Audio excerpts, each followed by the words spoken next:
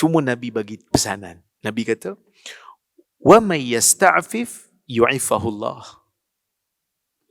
Sesiapa yang isti'afaf. Apa itu isti'afaf? Orang yang iffah. Kan, orang yang ada sifat iffah, afif. Kan, orang Melayu ada nama Afif, ataupun ada yang perempuan dipanggil Afifah. Kan? Orang yang menjaga maruah. Menjaga maruah daripada apa? Menjaga maruah daripada sesuatu yang boleh mencemarkan diri dia, mencemarkan nama dia. Maksud dekat sini, dia menahan diri dia daripada meminta. Walaupun dia susah, tapi dia tak minta. Itu bagus. Allah Ta'ala akan jaga maruah dia, Nabi kata. Bukanlah Nabi larang minta ni. Kalau susah, boleh minta. Kalau susah lah. Kalau tak susah, tak boleh minta. Nabi tak suka minta ni. Cuma kalau susah, tak nak minta. Itu bagus. Bahkan dalam hadis yang lain, Nabi SAW kata, kalaulah satu orang daripada kamu ni, ambil tali, kan, dengan alat untuk potong pokok, pergi padang pasir, cari kayu api, jual kayu api tu. Lebih bagus daripada dia meminta-minta. Nabi tak suka orang meminta-minta. Kan? Minta untuk diri sendirilah. Tapi kalau minta untuk orang lain, tak apa.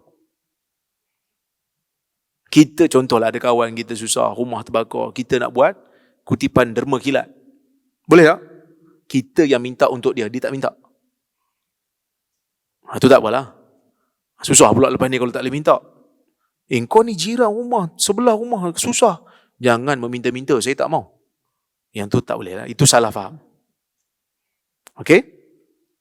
Itu pertama. Tafsiran yang kedua di sisi para ulama hadis, saya duk silap-silap juga tadi kita syuruh waktu membahaskan hadis ni. Makna pertama, makna ifah ni, yasta'afif ni, dia menahan diri dia daripada meminta walaupun dia susah. Boleh jadi juga dengan makna kedua, iaitu menahan diri dia daripada minta ataupun cari sumber yang haram. Kerana ada orang bila susah, dia main sauk je apa yang dapat. Jadi Nabi beri peringatan, orang yang susah, jangan sampai terlibat dalam perkara yang haram.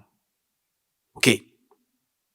Yang kedua, wa may yastaghni, sesiapa yang ada sifat istighna, iaitu istighna ni, kata Al-Imam Al-Qurtubi, lebih tinggi daripada yasta'fif. Kalau yasta'fif tadi, dia tahan diri dia daripada meminta. Kalau istighna, dia bukan tahan diri daripada minta. Dia bukan tahan diri semata-mata daripada mencari perkara yang haram.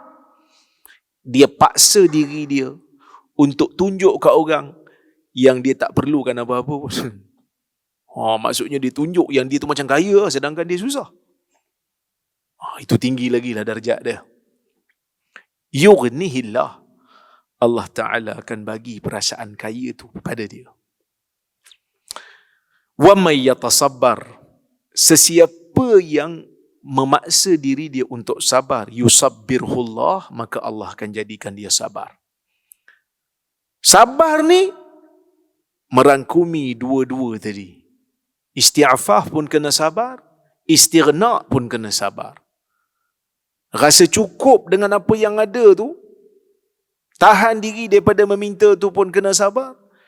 Tunjukkan diri kaya pada orang lain pun, sedangkan dia memerlukan pun,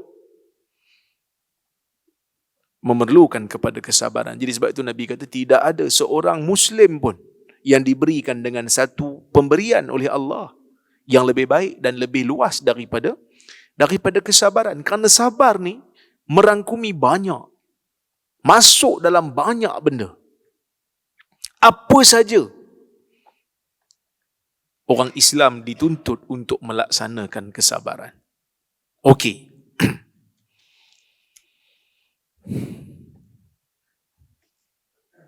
Hadis ni juga nak bagi tahu kat kita, Kalau orang datang minta kat kita dan kita tak ada apa kita nak bagi, kita boleh bagi tahu kat dia, minta maaf lah, saya tak ada apa nak bagi ni. Boleh ya. Terus terang je. Okey?